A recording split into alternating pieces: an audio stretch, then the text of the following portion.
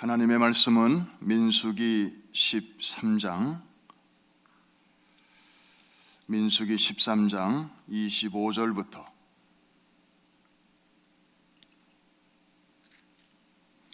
오늘의 양식 민수기 13장 25절부터 우리 14장 25절까지 좀 내용이 깁니다마는 아주 흥미진진한 그런 스토리가 기록되어 있습니다. 우리 한 절씩 교독하겠습니다.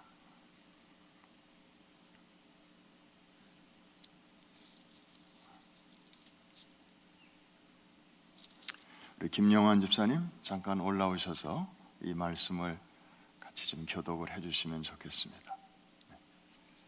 13장 25절부터 14장 25절까지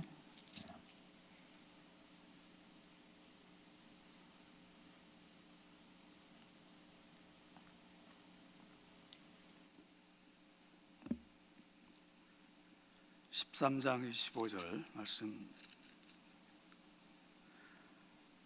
40일 동안 땅을 정탐하기를 마치고 돌아와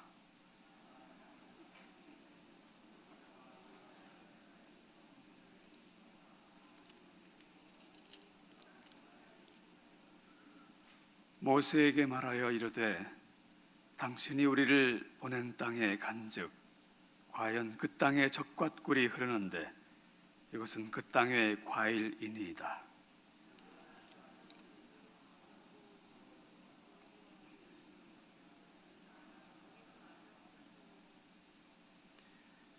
아말렉인은 남방 땅에 거주하고 헤딘과 여부스인과 아모리인은 산지에 거주하고 가나안인은 해변과 요단가에 거주하더이다.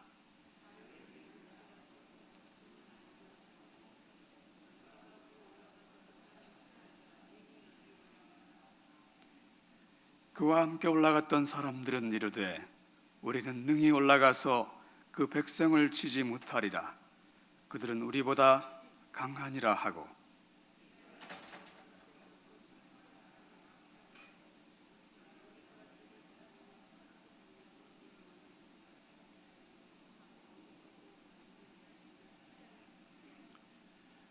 거기서 네피림 후손인 아낙 자손의 거인들을 보았나니 우리는 스스로 보기에도 메뚜기 같으니 그들이 보기에도 그와 같았을 것이니라.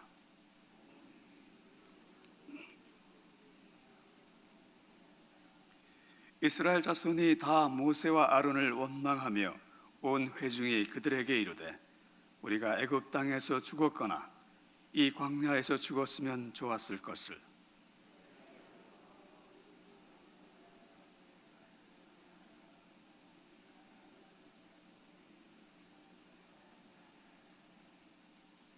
이에 서로 말하되 우리가 한 지휘관을 세우고 애굽으로 돌아가자 하매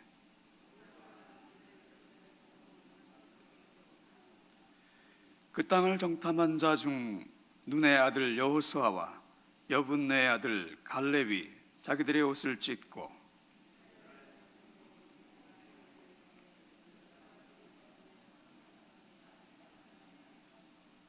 여호와께서 우리를 기뻐하시면 우리를 그 땅으로 인도하여 들이시고 그 땅을 우리에게 주시리라. 이는 과연 젖과 꿀이 흐르는 땅이니라.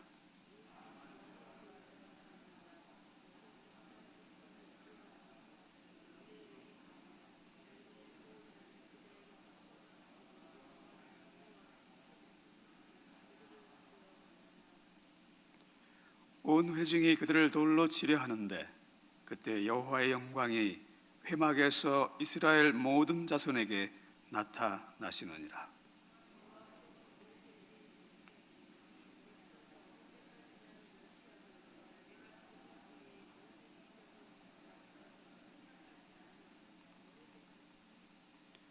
내가 전염병으로 그들을 쳐서 멸하고 내가 그들보다 크고 강한 나라를 이루게 하리라.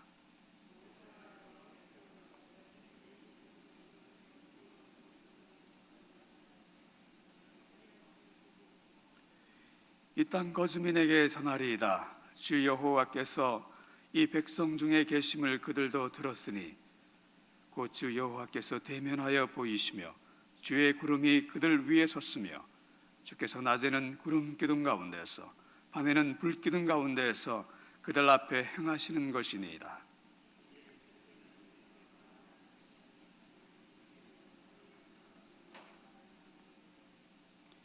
여호와가 이 백성에게 주기로 맹세한 땅에 인도할 능력이 없었으므로 광야에서 죽였다 하리이다.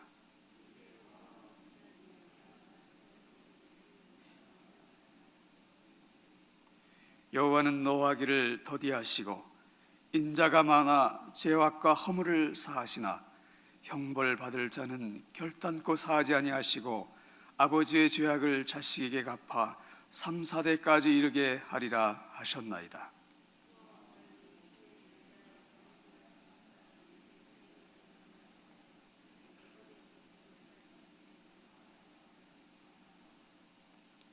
여호와께서 이르시되 내가 내 말대로 사하노라.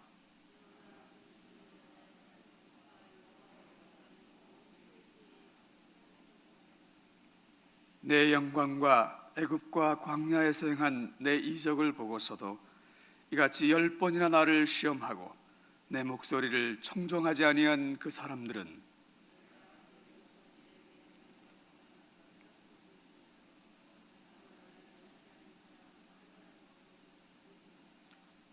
그러나 내 종 갈렙은 그 마음이 그들과 달라서 나를 온전히 따랐은즉 그가 갔던 땅으로 내가 그를 인도하여 드리리니 그의 자손이 그 땅을 차지하리라.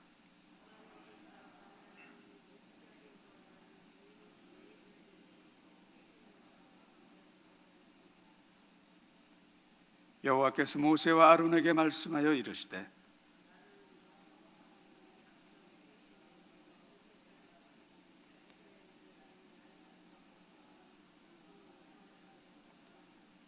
그들에게 이르기를 여호와의 말씀에 내 삶을 두고 맹세하노라. 너희 말이 내 귀에 들린 대로 내가 너희에게 행하리니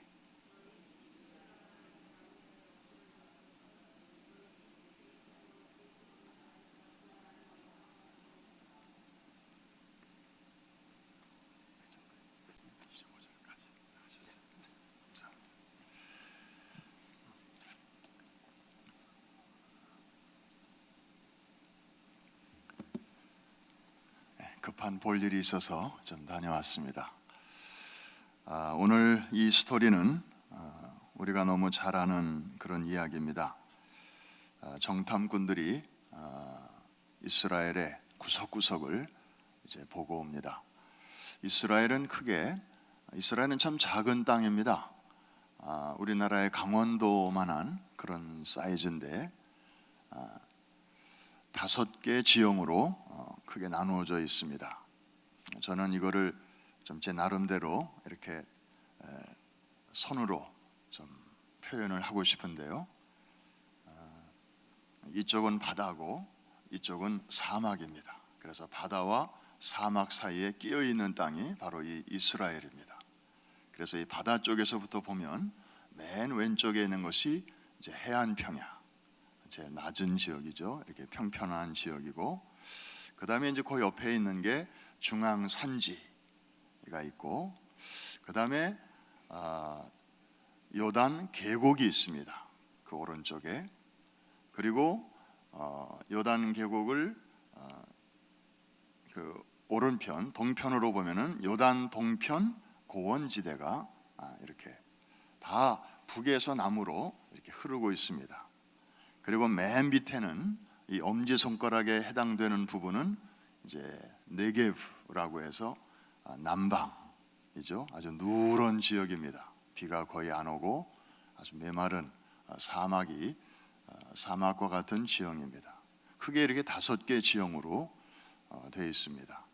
한 번 더 반복하면 맨 이 바다에 있는 쪽에 가장 가까운 땅이 해안 평야, 그 다음에 중앙 산지, 그 다음에 요단 계곡, 그 다음에 요단 동편 고원지대, 그리고 맨 아래쪽에 네게브, 성경에는 남방이라고 그렇게 표현됐죠.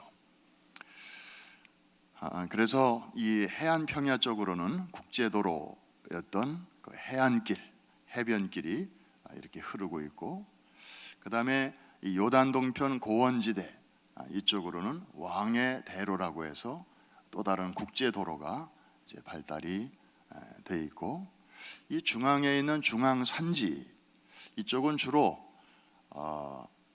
족장들이 살았던 그런 지역입니다. 예루살렘, 베들레헴, 헤브론, 브엘세바, 이런 성경에 나오는 주요 지형들이 다 이 중앙산지 쪽에 이렇게 연결되어 있어요. 그래서 아브라함, 이삭, 야곱, 요셉, 우리가 아는 그런 족장들이 주로 이 중앙산지 쪽에서 이렇게 살았습니다.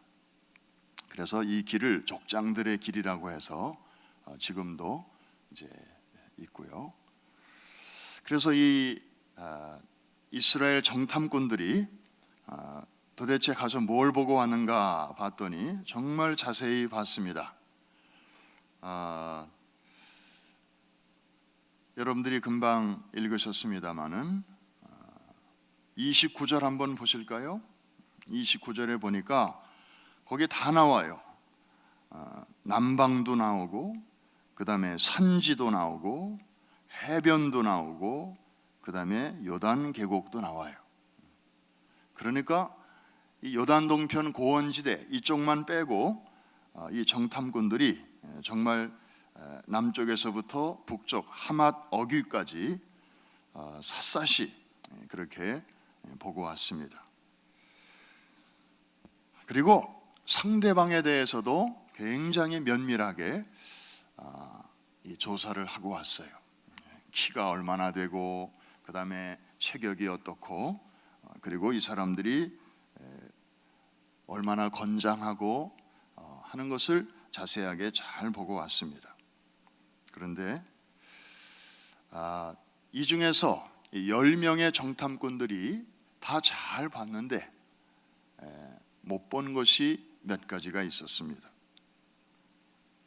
저들의 눈에는 자기들과 함께 하시는 하나님이 보이질 않았습니다. 땅도 보았고 거기 사는 사람들도 보았지만, 그리고 자기 자신의 모습도 보았지만 하나님이 보이질 않았어요. 또 하나, 하나님의 언약이 저들에게 생각나질 않았어요. 이 땅을 주시기로 조상적부터 아브라함 때부터 약속하셨던 그 하나님의 약속, 지금 그 약속의 깃발 아래 지금 출애굽을 해서 지금 광야 한복판까지 가데스 바네아라고 하는 이 시내 광야 이 중앙에까지 지금 와 있는데, 그리고 저들이 가야 할 땅은 약속의 땅인데, 물론 성경에 약속의 땅이라는 말은 없지만 젖과 꿀이 흐르는 땅이라는 표현은 많이 나오죠. 그러나 그 땅은 Promised Land, 하나님께서 아브라함 때부터 그냥 자자손손 계속해서 내가 그 땅을 너에게 준다, 너에게 땅 주고 아들 주고, 그 아들을 통해서 너의 자손들이 많아지게 되면 그 자손들이 살 땅이 필요한데 내가 지금 서 있는 이 땅을 너의 자손들에게 줄 것이다. 하나님께서 아브라함에게 언약을 세우시고 또 잊어버릴까 봐 또 반복하시고, 그리고 그의 아들 때에서도 그 약속을 또 반복하시고, 그리고 그 아들 야곱 때에도 그 가나안 땅에 대한 그 약속은 계속해서 유언으로 이어져 내려오고, 그래서 야곱이 에집트에 이민 가가지고 거기서 이제 여생을 보내다가 이집트에서 눈을 감잖아요. 그때 12아들이 쭉 그 침상에 둘러선 가운데서 야곱이 이런 유언을 합니다. 나는 이 땅에서 죽지만 하나님은 죽지 아니하시고 살아계셔서 우리 조상에게 하셨던 그 약속대로 너희와 너희 자손들을 가나안 땅으로 반드시 들어가게 하실 것이다. 그래서 내가 죽거든 내 몸을 이 애굽 땅에 묻지 말고 그 가나안 땅에다가 묻어달라.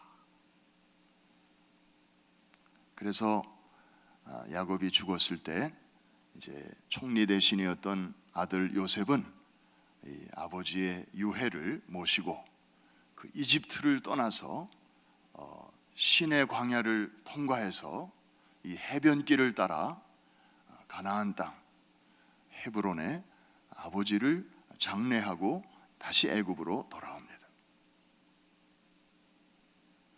그리고 세월이 흘러 요셉도 이제 죽게 되었는데 요셉도 죽으면서 똑같은 유언을 남깁니다. 나는 여기서 죽는다. 그러나 someday 하나님께서 아브라함 때부터 이삭 그리고 우리 아버지 야곱 계속 하신 그 약속대로 이스라엘 백성들이 가나안 땅에 들어가게 될 것이다. 그날이 오면 내 뼈라도 여기서 파내서 가나안 땅에다가 묻어달라. 이런 유언을 남기고 그는 눈을 감습니다. 그래서 창세기는 요셉의 입관식으로 이제 끝나게 됩니다. 거대한 천지 창조로 시작해서 한 사람의 입관식, 장례식으로 이제 끝나게 되는데 참 유한한 인생이 어쩔 수 없이 이제 누구나 거치는 그 죽음이라는 그 문턱 앞에서도 영원하신 하나님이 행하실 그 크고 놀라운 일들을 바라보면서 눈을 감는다고 하는 이게 바로 이제 신앙인데 이 정탐꾼 10명의 정탐꾼들에게는 이상하게도 하나님도 안 보이고 하나님의 약속의 말씀도 보이지 않았습니다. 이것이 이들의 비극이었습니다. 똑같은 시간, 똑같은 장소에서 똑같은 것을 보았으면서도 이들에게는 보이는 것이 있었고 보이지 않는 것들이 있었어요. 이들은 한마디로 인본주의의 대명사입니다. 우리 지난 2주 연속 담임 목사님을 통해서 축복과 저주의 대명사 그런 제목으로 말씀을 들었습니다. 두 인생을 대조적으로 우리가 보았는데 여기도 이 정탐꾼들이 이렇게 두 부류로 딱 나누어지죠. 한쪽은 인본주의의 대명사, 다른 한쪽은 소수지만 여기는 신본주의의 대명사라고 말할 수 있습니다. 항상 지도자는 누군가 영향력을 끼치는 사람입니다. 그래서 이 정탐꾼들이 갔다 와서 보고를 했을 때 이 다수 10명의 보고를 듣고 그것이 온 백성들을 울게 만듭니다. 저들은 통곡을 합니다. 밤을 새워가며 웁니다. 그러면서 하나님을 원망하고 이제 지도자를 원망하고 자신들이 살아온 길을 후회하죠. 왜 우리를 여기까지 와서 이렇게 고생하게 만들고 또 고생한 보람이 있으면 좋지만 이게 뭡니까 도대체? 우리가 그 땅에 가봐야 죽을 게 뻔한데 우리의 고생이 다 헛고생이 될 텐데 도대체 왜 우리를 이렇게 고생시키는 것입니까?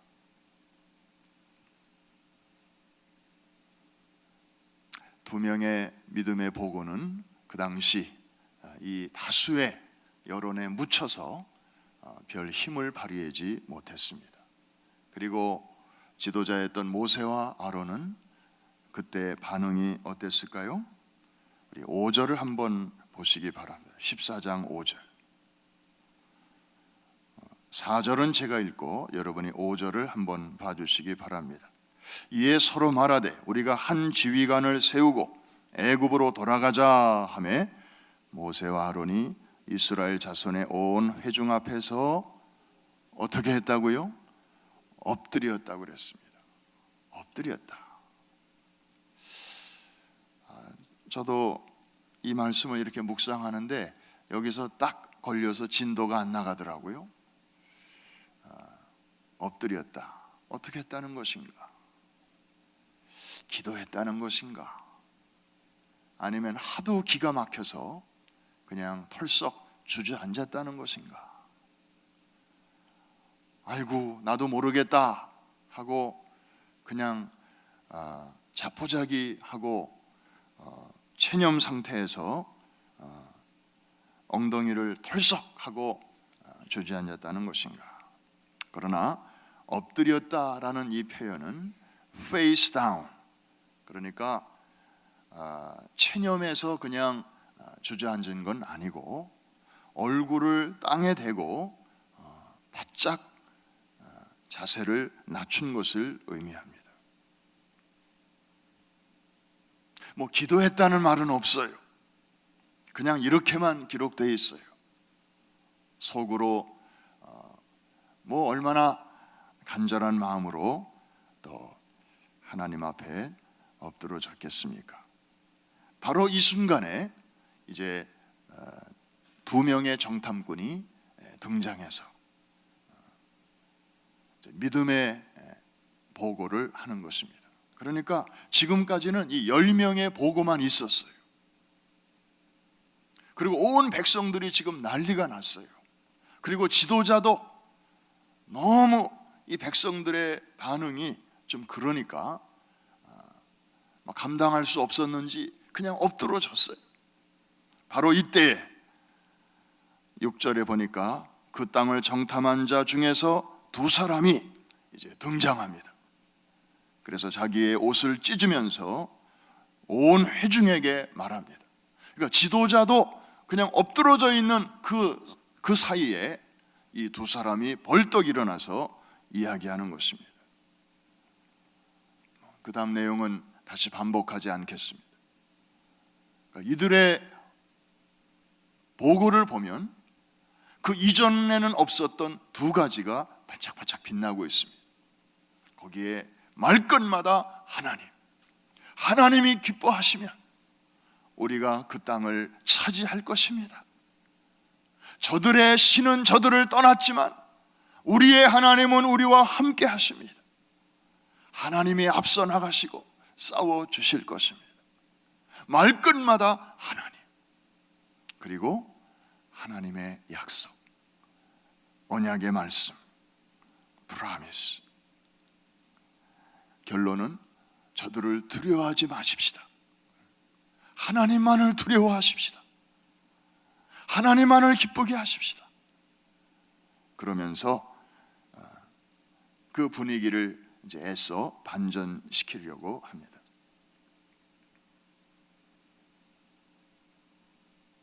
근데 워낙 분위기는 대세는 이미 저쪽으로 기울었어요.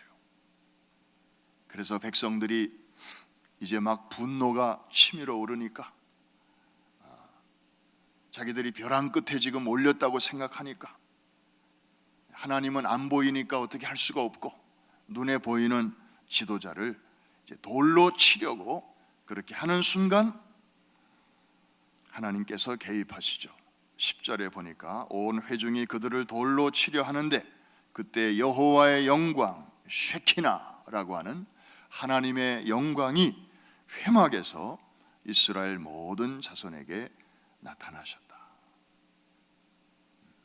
아마 백성들이 움찔했을 것입니다. 저들의 안중에는 하나님이 없었어요.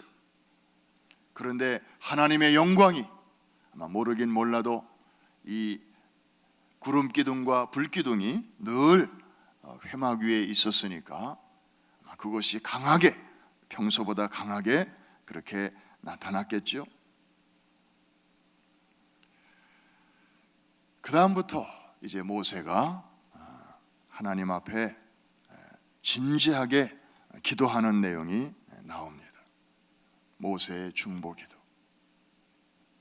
하나님은 저들을 심판하시겠다고 하십니다.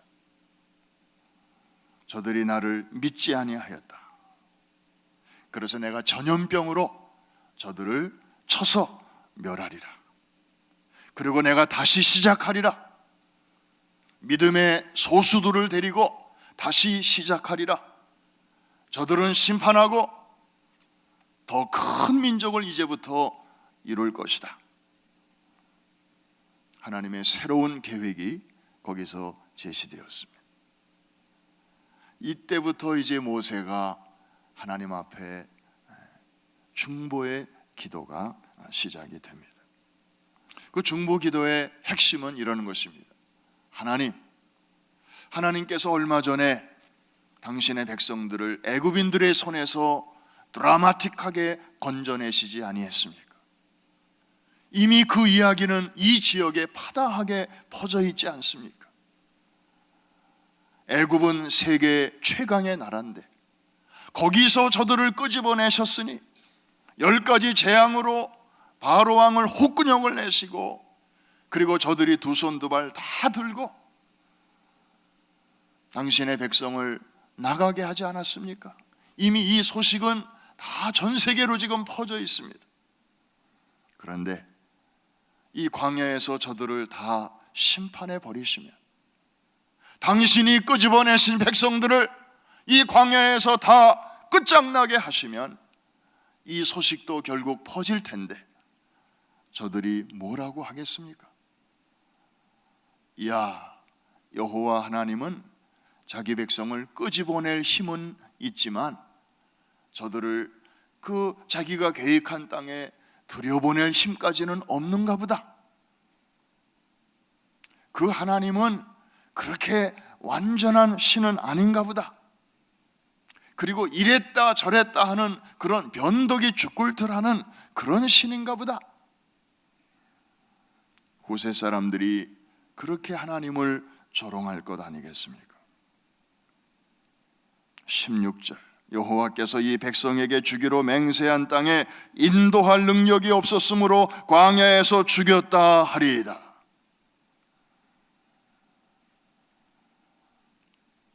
그래서 이제 본론으로 들어가는 것입니다. 17절, 이제 구하옵나니 이미 말씀하신 대로. 이제 언약을 붙들고 늘어지네요. 이미 말씀하신 대로 주의 큰 권능을 나타내옵소서. 19절, 구하옵나니 주의 인자의 광대하심을 따라 이 백성의 죄악을 사하시되 애굽에서부터 지금까지 이 백성을 사하신 것 같이 사하시옵소서. 하나님은 이스라엘 백성이 애굽에서 400년 동안 종노릇하면서 하나님을 떠났을 때도 하나님 용서와 자비와 긍휼을 베풀어 주셔서 저들을 출애굽하게 하시지 않았습니까? 하나님의 언약 때문에 그렇게 하지 않으셨습니까? 그런데 나온 지 얼마 안 되는 이 백성들이 이번에 이렇게 정탐꾼들의 보고를 듣고 지금 저들이 저렇게 마음이 약해져서 설령 하나님이 약속하신 가나안 땅을 멸시하고 저렇게 불신앙적인 모습을 보였다고 해서 하나님이 저들을 단칼에 쳐버리시면 어떻게 되겠습니까?